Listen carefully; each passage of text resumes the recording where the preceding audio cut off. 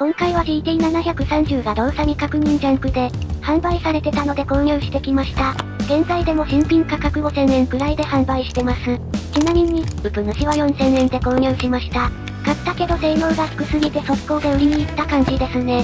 パソコンを知らない人からしたら、ローエンドグラボで3万円台は高いので、エントリークラスで3000円から5000円の GT710 や GT730 が、魅力的に見えるのかもしれませんが、最新のゲームをする目的で購入してはダメなグラフィックボードです。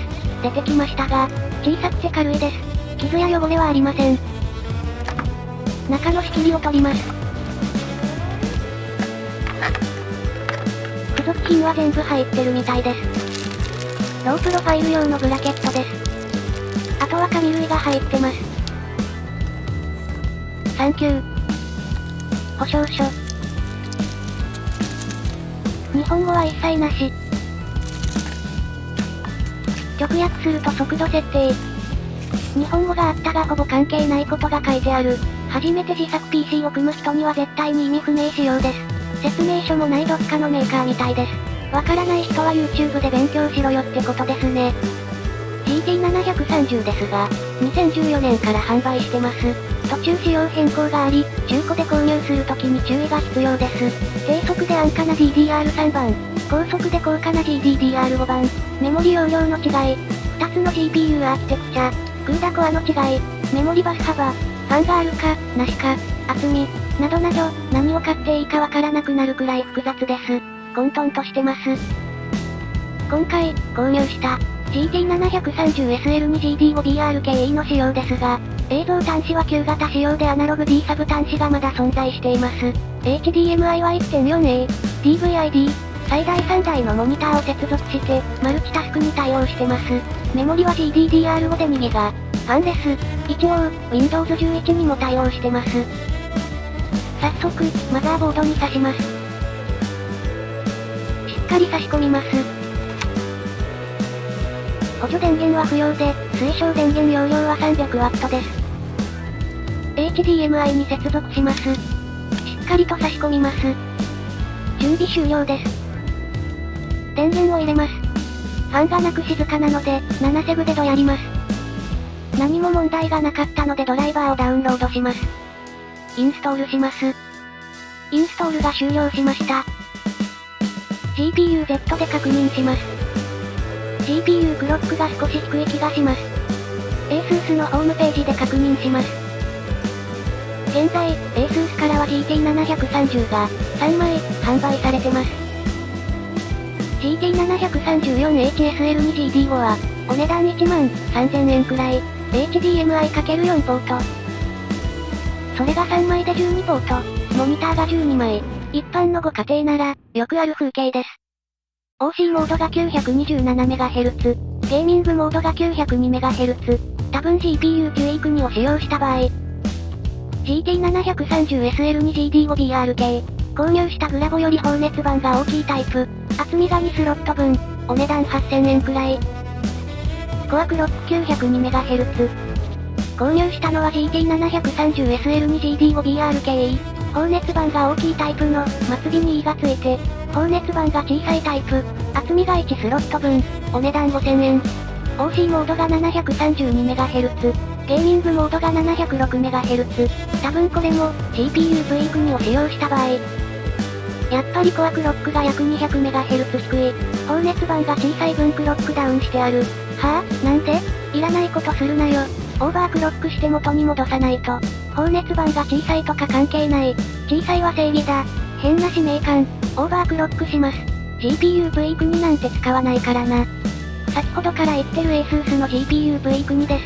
グラフィックカードの設定を監視及び調整し、最適なパフォーマンスを実現できるスマートグラフィックカードソフトウェアです。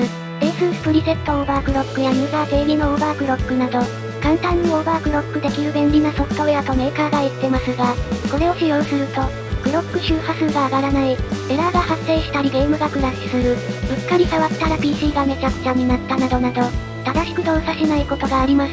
GPU-Z もついてきて便利なんですけどね、問題が多すぎます。なので、MSI のアフターバーナーを使用します。たまに、不具合がありますが、GPU-V 国ほどではありません。やっぱりグラフィックボードをオーバークロックするなら、MSI のアフターバーナーです。OC はあくまで自己責任でお願いします。OC して壊れたら保証の対象外です。ASUS プリセットで壊れたら知らんけど、OC して破壊したグラボを黙ってメーカーに送るとバレるのかな？準備しました。まずは、正確でシネベンチ R10 オープン GL を回します。CPU はフェノム 2×6 1090Ti、メモリ 8GB です。良くも悪くも普通です。温度も55度付近。まだ、問題なし。結果です。52.8fps。60は欲しかった。ドラクエ10ベンチ。標準品質フル HD ウィンドウで、測定します。問題なく動きます。結果です。4791。評価は普通。GT730 の実力です。OC します。とりあえず、コアクロックをプラス200。シネベンチで60度まで上がりました。結果です。61.41fps。60を超えました。ちょっと幸せな気分です。ドラクエ10ベンチ。結果です。5675。快適。6000台には行きたいです。何も考えないで、コアクロックをプラス300にします。シネベンチ R10 を。問題なく動きました。結果です。63.2fps。温度も問題なさそうです。ドラクエ10ベンチ。フェノム 2×6 1090Ti。3コアが仕事をしてない事実。理由はわからん。70度近くなると胃が痛むので、ファンを増設します。結果です。6134。快適。まだいける気がする。倉庫にあった 300mm ファンをつけます。室温は25度なんですけど、真冬にクレイジーです。プラス400。シネベンチ R10 を、温度が上がらない、楽勝です。結果です。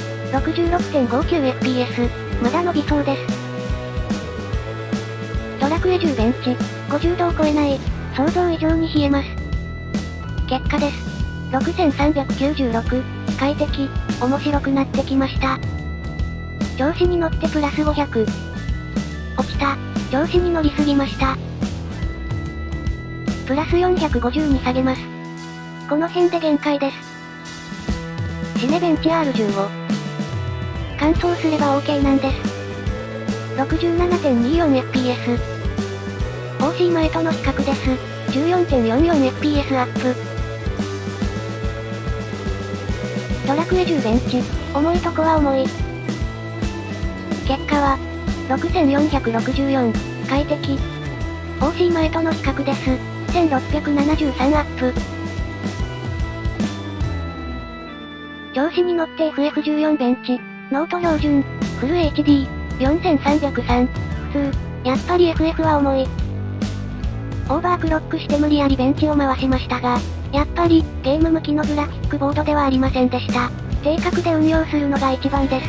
でも、エントリークラスは恐ろしくコアクロックを上げれるので、楽しいです。高級グラボはあんなにクロックを上げれません。今回はメモリークロックを上げてませんが、上げたらもう少しベンチ結果が良くなります。今回の購入目的はモニターの増設です。ジャンクモニターがマジのジャンクだったんで増設できませんけどね。ロープロ、ファンレスで NVENC が使えるのは便利かもしれません。今回は以上です。グラフィックボードじゃない、ビデオカードだ、という人は、チャンネル登録と高評価をお願いします。バイバイ。